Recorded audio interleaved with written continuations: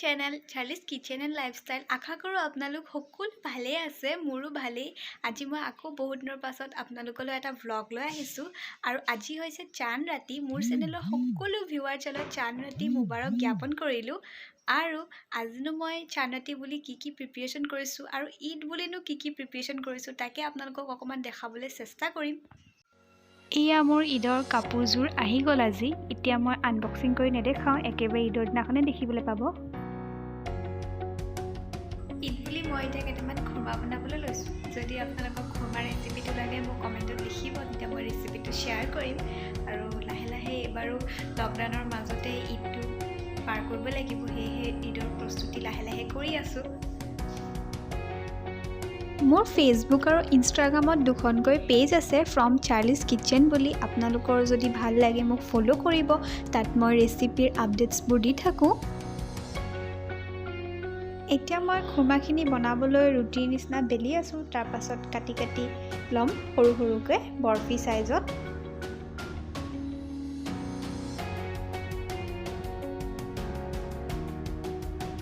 এয়া মোৰ খুৰমাখিনি বনোৱা ৰেডি হৈ গৈছে। এতিয়া মই এইখিনি ভাজি ল'ম। গেছটো জ্বলাই মই এখন কেৰাহীত অলপমান ৰিফাইন তেল গৰম কৰি লৈছোঁ। তেলখিনি গৰম হোৱাৰ লগে লগে মই এটা এটাকৈ খুৰমাবোৰ দি গৈছোঁ আৰু মই এতিয়া এইখিনি ভালদৰে ভাজি ল'ম।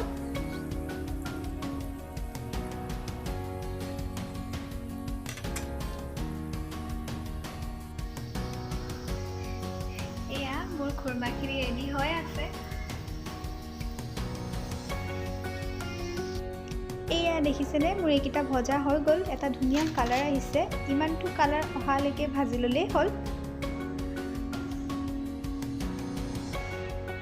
ঈদৰ বজাৰ এতিয়ালৈকে শেষেই হোৱা নাই। আজি শেষ বজাৰ কৰিলোঁ আৰু ঈদৰ কিছুমান নাস্তা আনিছোঁ ঈদ বুলি। এতিয়া মই আৰু আবাই মিলি আগফালৰ ৰুমত অলপমান লাইট লগাইছিলোঁ ঈদৰ কাৰণে, লগতে আম্মাও চাফা কৰি আছিলে ৰুমটো।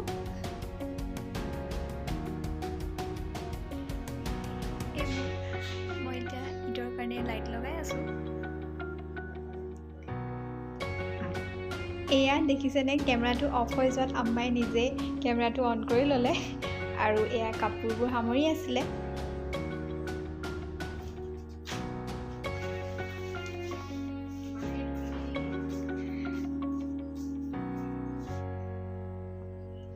এয়া আমি চবে মিলি লাইট লগাই আছোঁ। মই ভাবিলোঁ আৰু দুডালমান লাইট এইটো ছাইডেও লগাই দিওঁ, তেতিয়াহে বেছি ভাল লাগিব ৰুমটো দেখাবলৈ। সেয়েহে মই এতিয়া এইটো ছাইডে লগাই আছিলোঁ, লগতে মোৰ আব্বাকো মাতি ল'লোঁ লগাই দিবলৈ। আব্বাই বেছি ভালকৈ পাৰে লগাবলৈ।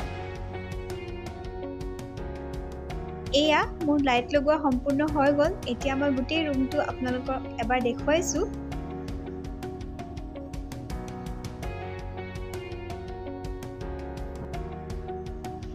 এয়া লাইট লগোৱা হৈ গ'ল।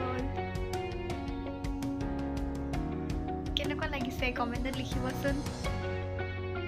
আৰু আজি হৈছে আমাৰ ৰমজান মাহৰ শেষ ইফতাৰী, সেয়েহে আজিনো মই কি বনাইছিলোঁ তাকো আপোনালোকক অকণমান দেখুৱাই দিছোঁ শেষবাৰলৈ। আজিৰ এই চান ৰাতিৰ চান অলপ হ'লেও দেখিবলৈ পালোঁ, সেয়েহে বহুত ভাল লাগিলে, যদিও ডাৱৰৰ মাজত লুকাই আছে। ইফতাৰী কৰা হৈ গ'ল আৰু মোৰ কিছুমান কাম আছিলে সেইখিনি কৰাও হৈ গ'ল। আৰু এতিয়া মই ঈদ বুলি মেহেন্দি লগাম, তাকে আপোনালোকক অকণমান দেখুৱাম। এতিয়া মই নিজে এখন হাতত মেহেন্দি আঁকি আছিলোঁ। এখন হাতেৰে মেহেন্দি আঁকি থাকিলে ভিডিঅ' কৰিবলৈ প্ৰব্লেম হয়, সেয়েহে মই বৰ বেছিকৈ আপোনালোকক দেখুৱাব নোৱাৰিলোঁ, অলপহে দেখুৱালোঁ। এয়া মোৰ এখন হাতৰ এটা ছাইড অঁকা হৈ গ'ল, এতিয়া মই আনটো ছাইড আঁকিম। আপোনালোকে কোনে কোনে আজি মেহেন্দি লগাইছে কমেণ্টত লিখিবচোন। আৰু মেহেন্দি লগাই কোনে কোনে বেছি ভাল পায় সেইটোও লিখিব।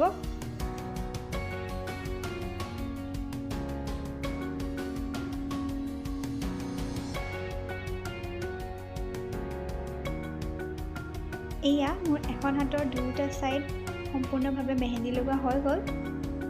কেনেকুৱা লাগিছে মেহেন্দিখিনি জনাবচোন। বহুত বেছি ভালকৈ আঁকিবলৈ নাজানো, কিন্তু যিমানখিনিয়ে জানো সেইখিনিকে আঁকিলোঁ আৰু।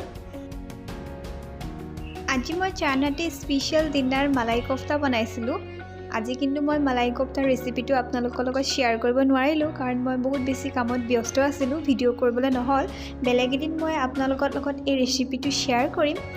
মালাই কোফতা খাই কোনে কোনে ভাল পায় জনাবচোন, মোৰ কিন্তু বহুত ভাল লাগে।